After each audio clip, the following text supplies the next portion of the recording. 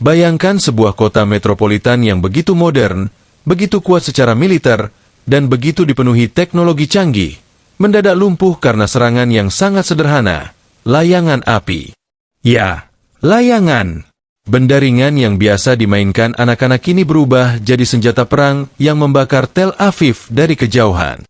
Dalam video ini, kita akan menyelami fakta mengejutkan, bagaimana ribuan layangan api yang dikirim dari arah Suriah mampu membuat jantung Israel bergetar. Apa yang sebenarnya terjadi? Siapa di balik serangan ini? Dan mengapa strategi sederhana ini begitu mematikan? Tapi sebelum kita mulai, jangan lupa untuk tekan tombol subscribe dan nyalakan lonceng notifikasi. Tel Aviv, kota terbesar di Israel, dikenal sebagai pusat ekonomi, teknologi, dan hiburan. Tapi hari itu, langit kota yang biasanya biru cerah berubah menjadi kelabu. Asap mengepul dari berbagai titik. Suara sirine meraung-raung. Orang-orang berlarian panik. Semua gara-gara ribuan layangan api yang melintasi langit, menjatuhkan bara di atas gedung, taman, dan jalanan. Layangan-layangan itu datang dari arah utara dan timur laut. Menyusup melewati radar. Melayang tanpa suara. Tak terdeteksi oleh sistem Iron Dome Israel yang selama ini jadi andalan. Banyak orang mengira ini hanya kejadian sepele. Tapi nyatanya, layangan api ini telah menyebabkan kebakaran besar di pinggiran Tel Aviv dan beberapa kota lainnya seperti Netanya, Herzliya, dan Petah Tikva. Bahkan Bandara Ben Gurion sempat menghentikan operasional selama beberapa jam karena asap pekat dari kebakaran. Siapa pelakunya? Sumber-sumber dari media internasional mengklaim, serangan ini diduga berasal dari kelompok-kelompok perlawanan di Suriah yang sudah lama berkonflik dengan Israel. Mereka tidak menggunakan rudal, tidak menggunakan drone, tapi memilih metode yang nyaris primitif. Strategi ini sebenarnya bukan hal baru. Pada konflik sebelumnya di Gaza, taktik serupa digunakan oleh para pejuang Palestina. Tapi kini, taktik itu muncul kembali di tempat yang tak disangka, dari arah perbatasan Suriah-Israel. Pertanyaannya, bagaimana mungkin layangan bisa menembus pertahanan canggih Israel? Inilah yang menjadi perbincangan dunia. Israel memiliki Iron Dome, salah satu sistem pertahanan udara tercanggih di dunia. Namun Iron Dome dirancang untuk menembak rudal dan roket, bukan layangan ringan yang melayang perlahan dengan angin. Justru karena lambat dan tak terduga, layangan api ini jadi sangat sulit dilacak.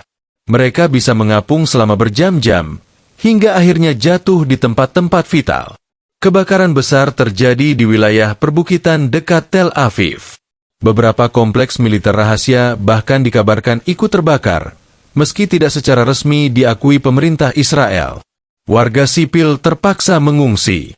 Beberapa sekolah diliburkan. Rumah sakit beralih ke sistem darurat. Yang lebih mengejutkan lagi, serangan ini berlangsung selama 3 hari berturut-turut. Setiap hari, ratusan hingga ribuan layangan diterbangkan dari perbatasan. Bahkan beberapa di antaranya diduga dikendalikan secara semi-otomatis menggunakan sistem GPS. Bayangkan, strategi perang masa depan dilawan dengan senjata dari masa lalu. Israel tentu tak tinggal diam. Mereka merespons dengan mengebom beberapa titik di Suriah yang diduga sebagai lokasi peluncuran layangan. Namun hasilnya nihil. Tak ada konfirmasi resmi apakah serangan balasan itu efektif atau tidak.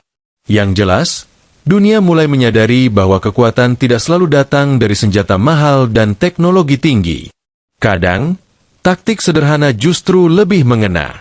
Media Barat pun mulai mempertanyakan, apakah Israel mulai kehilangan kendali atas wilayah udara mereka? Apakah ini pertanda melemahnya dominasi militer mereka di kawasan Timur Tengah? Di sisi lain, banyak warga Arab melihat ini sebagai simbol kemenangan moral. Bahwa bahkan rakyat kecil dengan peralatan sederhana bisa melawan negara yang selama ini dianggap tak terkalahkan. Layangan-layangan ini seolah menjadi pesan, kami belum kalah. Dan kami masih di sini. Beberapa analis menyebut ini sebagai bentuk perang psikologis. Layangan api bukan sekadar pembakar lahan, tapi juga pembakar mental. Mereka membuat Israel terus-menerus waspada, khawatir, dan terkuras secara ekonomi. Bayangkan biaya yang dikeluarkan Israel untuk mengatasi kebakaran dan memperbaiki kerusakan akibat benda yang bahkan tak bisa dilawan oleh Iron Dome. Apakah ini akan berakhir di sini? Tentu saja tidak. Konflik di Timur Tengah terus berkembang. Dan strategi layangan api mungkin akan diadopsi oleh kelompok-kelompok lain di kawasan sebagai bentuk perlawanan murah tapi efektif. Beberapa laporan menyebutkan Hizbullah di Lebanon juga sedang menguji strategi serupa. Bahkan di Yaman, kelompok Houthi sudah mulai menggunakan drone berbentuk layangan untuk mengelabui radar Saudi. Apakah ini era baru perang gerilya modern? Kemungkinan besar, iya. Dunia telah berubah. Perang tak lagi soal siapa yang punya tank terbanyak atau jet tercanggih. Tapi siapa yang paling cerdas menggunakan apa yang dimiliki. Tel Aviv, kota yang dulu dianggap tak tersentuh, kini terbakar.